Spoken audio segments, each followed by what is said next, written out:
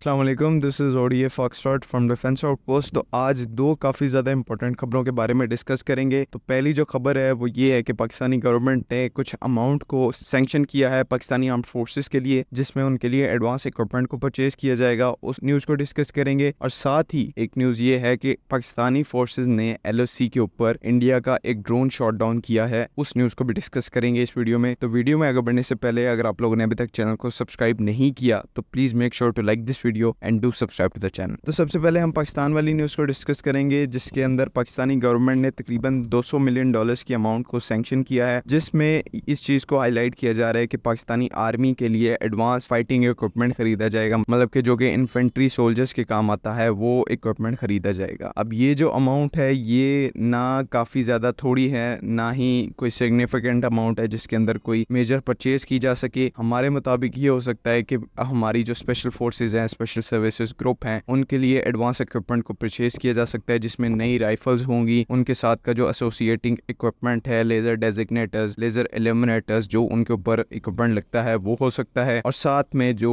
Special forces के लिए अलग से गियर होता है वो भी इस अमाउंट से परचेज किया जा सकता है। और कुछ ओसेंट अकाउंट्स इस चीज को हाईलाइट करें कि ये न्यूज स्पेशली ऑपरेशन अज़्म इस्तेहकाम, जो कि पाकिस्तानी मिलिट्री का आने वाला ऑफेंसिव ऑपरेशन है टेररिज्म के खिलाफ, उसको देखकर खरीदा जा रहा है, क्योंकि ज़रबे अज़्म के बाद ये कोई दूसरा बड़ा मेजर ऑफेंसिव होने वाला है। तो इसके लिए ये सारी तैयारियां की जा रही हैं। एक और पॉसिबिलिटी ये हो सकती है कि पाकिस्तानी ग्राउंड फोर्सेज, जिसमें हमारे इन्फेंट्री सोल्जर्स और स्पेशल फोर्सेज आती हैं, उनका कोई मॉडर्नाइजेशन प्लान चल रहा हो जिसके तहत इस अमाउंट को सैंक्शन करवाया गया हो। बाकी ओवरऑल डिस्कस करें तो ये जो न्यूज़ है ये काफ़ी ज़्यादा पॉजिटिव है, क्योंकि आपको पता है कि हमारी जो स्पेशल फोर्सेज हैं काफ़ी ज़्यादा अंडर इक्विप्ड हैं। जिस लेवल के वो लोग ऑपरेशंस परफॉर्म करते हैं उस लेवल के हिसाब से उनको इक्विपमेंट पूरा नहीं दिया जाता। तो ये न्यूज़ एक काफ़ी ज़्यादा इंपॉर्टेंट फैक्टर हो सकती है कि हमारी जो स्पेशल फोर्सेज हैं वो वर्ल्ड क्लास कैपेबिलिटीज़ में तो हैं ही, लेकिन उनका जो इक्विपमेंट है वो भी वर्ल्ड क्लास बने। तो यही उम्मीद करते हैं कि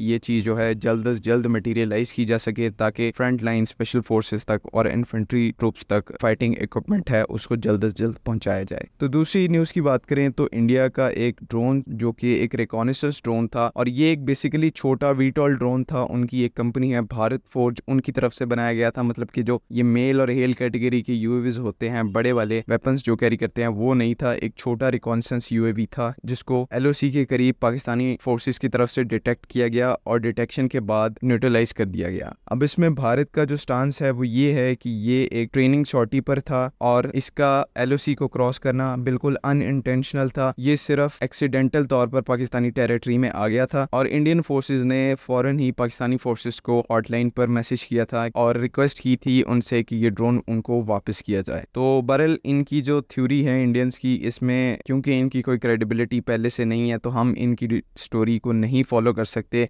देखें, पाकिस्तानी जो है वो कोई बच्चे तो है नहीं कि वो ये ना समझ सकें कि आपका एक फुली फ्लेज रिकॉनेसेंस ड्रोन जो है वो एक्सीडेंटली पहले LOC के करीब आता है और फिर LOC को क्रॉस कर देता है। तो ऐसा नहीं होता। उस ड्रोन के ऊपर तमाम तर ऑप्टिकल पेलोड, ये आप पिक्चर्स में देख भी रहे हैं, वो मौजूद था। अगर ये कोई ट्रेनिंग पर्पसेस होती तो ऐसा शायद ना होता, लेकिन ये हो सकता है कि इंडिया की तरफ से पाकिस्तानी जो सेंसिटिव इंस्टॉलेशंस हैं उनकी रेकी करने के लिए इस ड्रोन को भेजा गया हो और बाद में फिर एक विक्टिम कार्ड टाइप स्टेटमेंट दिया गया हो कि ये गलती से उस साइड पे आ गया है। बहरहाल जो भी इंडियंस ने किया, लेकिन पाकिस्तानी फोर्सेज ने उसको टाइमली डिटेक्ट करके, हालांकि एक छोटी चीज़ है, छोटा ड्रोन है, डिटेक्शन बहुत मुश्किल होती है, लेकिन पाकिस्तानी फोर्सेज ने उसको डिटेक्ट करके फौरी तौर पर न्यूट्रलाइज किया, क्योंकि इस चीज़ की पॉसिबिलिटी थी कि ये ड्रोन जो है वो सेंसिटिव इंस्टॉलेशंस के मुतालिक जो इन्फो है वो पीछे भेज रहा है। तो इसी वजह से डायरेक्टली इसको न्यूट्रलाइज किया गया, ना कि ये चीज़ देखी गई कि ये एक्सीडेंटली आया है या इंटेंशनली आया है। अब इस चीज़ के बारे में कंफर्मेशन नहीं है कि पाकिस्तान जो है वो इंडिया को ये ड्रोन वापस करता है या नहीं। होपफुली इस ड्रोन को पाकिस्तान में रखा जाएगा ताकि इसके टेक्निकल पैरामीटर्स की टेस्टिंग की जाए, क्योंकि ये जो ड्रोन है इंडियन आर्म्ड फोर्सेस के साथ फुली सर्विस के अंदर है। तो हमें इस चीज़ की ज़रूरत है कि हम इस ड्रोन की टेक्निकलिटीज़ को असेस करें ताकि हमारे फ्यूचर में आने वाले जो इकदाम हैं वो इसके मुताबिक हो सके और हमें उनके इक्विपमेंट के बारे में बेटर नॉलेज हो सके। तो हमारे हिसाब से इसको वापस नहीं करना चाहिए तब तक जब तक कि इसकी पूरी टेस्टिंग एंड इवैल्यूएशन कंप्लीट ना हो जाए। तो आई होप कि आप लोगों को दोनों न्यूज़ जो हैं वो समझ में आ गई होंगी। अगर अभी भी कोई कंफ्यूजन है तो आप कमेंट्स में ज़रूर पूछ सकते हैं। और एंड पे मैं सब लोगों का शुक्रिया अदा करना चाहूँगा। हमारे रिसेंटली जो 4000 सब्सक्राइबर्स हैं वो कंप्लीट हुए हैं और ये चीज़ शो करती है कि आप लोग इस चैनल को कितनी सपोर्ट दे रहे हैं। तो it means a lot. Pakistan जिंदाबाद।